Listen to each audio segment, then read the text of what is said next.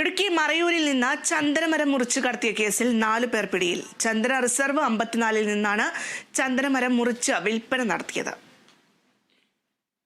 പുറവയൽക്കുടൈ സ്വദേശി ഗോപാലൻ, ഊഞ്ഞാമ്പാറക്കുടി സ്വദേശി ദീപകുമാർ, മറയൂർ കരിമുട്ടി സ്വദേശി സുനിൽ, പൈസ് നഗർ സ്വദേശി വിനോദ് എന്നിവരാണ് മറയൂർ ചന്ദന റിസർവിൽ നിന്നും ചന്ദനമരം മുറിച്ചു കടത്ത കേസിൽ അറസ്റ്റിലായത്. കഴിഞ്ഞ ജൂൺ മാസത്തിലായിരുന്നു ചന്ദന റിസർവിൽ നിന്നും മരം മുറിച്ചു കടത്തപ്പെട്ടത്. ഇതുമായി ബന്ധപ്പെട്ട് വിവരം ലഭിച്ചതോടെ വനപാലകർ അന്വേഷണം ആരംഭിച്ചിരുന്നു. സംഭവശേഷം ഒളിവിൽ കഴിഞ്ഞിരുന്ന പ്രതികളിൽ ഒരാളെ കഴിഞ്ഞ ദിവസം അറസ്റ്റ് ചെയ്തു. ഇയാളുടെ മൊഴിയുടെ അടിസ്ഥാനത്തിലാണ് മറ്റു പ്രതികളെ പിടികൂടിയത്. റിസർവ് 54-ൽ നിന്നും കഴിഞ്ഞ ജൂൺ മാസം ഒരു ചന്ദനമരം മോഷണം പോയി.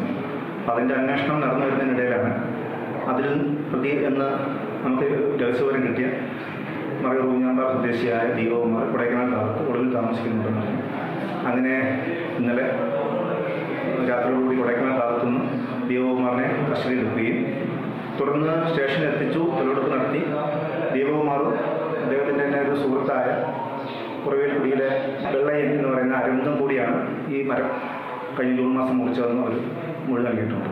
പ്രതികളെ തെളിവെടുപ്പിനെത്തിച്ചു. Marayur range forest officer Abju K Arun, deputy ranger Sreekumar V R, section forest officer A Raju, beat forest officer Rohitham Raj, Thomas Mathew, Shijin Lal എന്നിവരടങ്ങുന്ന വനപാലക സംഘമാണ് പ്രതികളെ പിടികൂടിയത്.